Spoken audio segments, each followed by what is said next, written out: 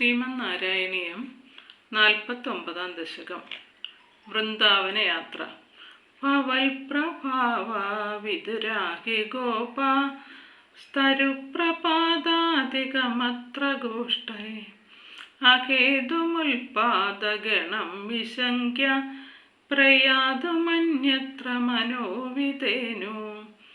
ഭഗവാന്റെ മാഹാത്മ്യം മനസ്സിലാക്കാത്ത ഗോപന്മാർ അമ്പാടിയിൽ വൃക്ഷം ഒടിഞ്ഞു വീണതിനെയും മറ്റും അകാരണമായുണ്ടായ ദുശ്ശകുനങ്ങളായി ഗണിച്ച് മറ്റൊരു സ്ഥലത്തേക്ക് പോയി ജീവിക്കാൻ നിശ്ചയിച്ചു.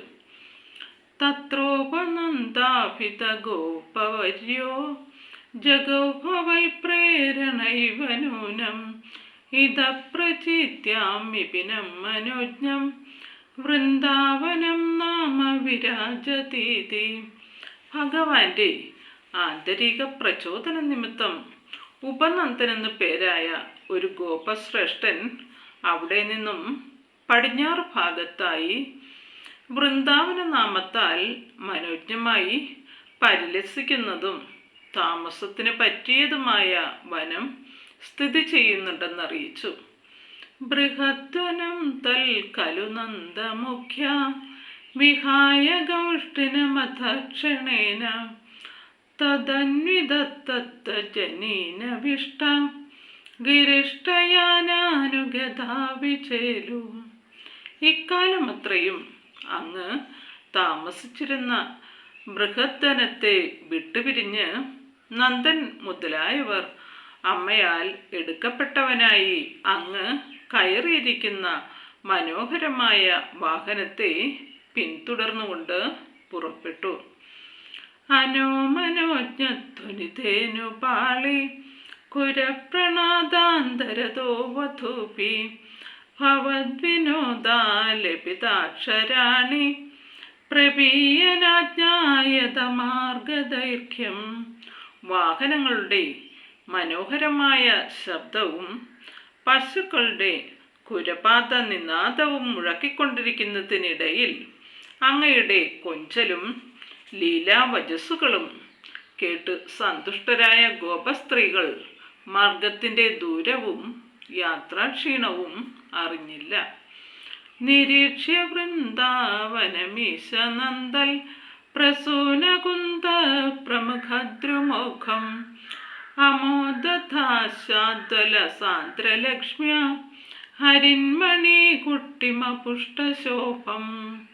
വിടർന്ന പൂക്കൾ നിറഞ്ഞ കുന്തവൃക്ഷങ്ങളും മരതകക്കല്ലിനാൽ അലങ്കൃതമായ തളങ്ങൾ പോലെ കാഞ്ചിച്ചുരിയുന്ന പുൽത്തകടികളുടെ ശ്രീവിലാസവും നിറഞ്ഞു നിൽക്കുന്ന വൃന്ദാവനത്തിന്റെ ദർശനം അങ്ങയെ ആനന്ദഭരിതനാക്കി. നവാഗ നിർവൂഢ നിവാസഭേദേ ശേഷഗോപേഷു സുഖാസിതേഷു വനശ്രിയം ഗോപകിശോരപാളി വിമിശ്രിത പര്യഗ ലോകഥാസ്തം.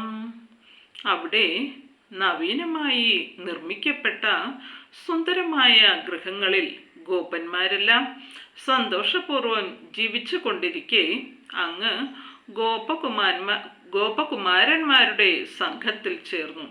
ആ വനത്തിന്റെ മനോഹാരിത പര്യവലോകനം ചെയ്തു. അരാളമാർഗഗത നിർമ്മലാപാം മരാളകൂജാകൃത നിർമ്മലാപാം നിരന്തര സ്മേര സരോജവക്ത്രാം കളിന്ദ കന്യാം സമലോകയസ്തം. നിർമ്മല ജലപൂർണയായി വളഞ്ഞ മാർഗങ്ങളിലൂടെ ഒഴുകി വരുന്നതും മരാളങ്ങളുടെ കൂജനങ്ങളാൽ നർമാലാപം ചെയ്യുന്ന പ്രതീതി ഉണ്ടാക്കുന്നതും ഇടതിങ്ങി വിടർന്നു നിൽക്കുന്ന താമരപ്പൂക്കളാകുന്ന വദനത്തോടു കൂടിയതുമായ കാളിന്തി നദി അങ്ങയിൽ ആനന്ദമുളവാക്കി.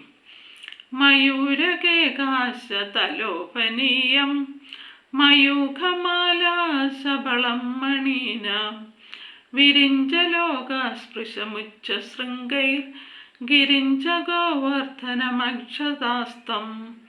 മയിലുകളുടെ ഗാനാലാപം കൊണ്ട് മനോജ്ഞമായതും രത്നങ്ങളിൽ നിന്നും പ്രസരിക്കുന്ന കിരണാവലികളാൽ വിചിത്രവർണം പൂണ്ടതും ഉന്നത ശൃംഗങ്ങൾ നിമിത്തം ബ്രഹ്മലോകത്തെ പോലും സ്പർശിക്കുന്നതുമായ ഗോവർദ്ധനഗിരിയും അങ്ങയുടെ ദൃഷ്ടികൾക്ക് വിഷയീഭവിച്ചു. സമന്തതോ ഗോപകുമാരകൈസ്തം സമന്തതോ യത്ര വനാന്തമാഗ തതസ്തതസ്താം കുടിലാമപശ്യ കളിന്തജാരാഗവതീമിവൈകാം.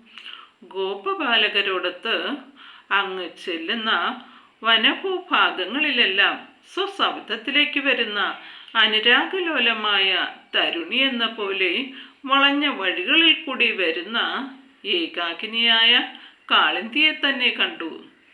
തഥാവതേസ്മിൻ വിപിനെ പശവ്യേ സമുത്സുകോ വത്സഗണ പ്രചാരേ ചരൻ സരാമോദ കുമാരകൈസ്തം സമീരഗേഹാധിപാഹിരോഗാൽ.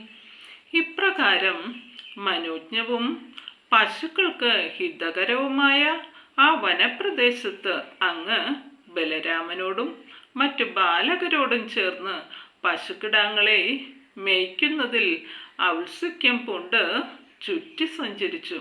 അല്ലയോ ഗുരുവായൂർനാഥ, എന്നെ രോഗങ്ങളിൽ നിന്നും രക്ഷിക്കണമേ. ശ്രീഹരേ നമഃ.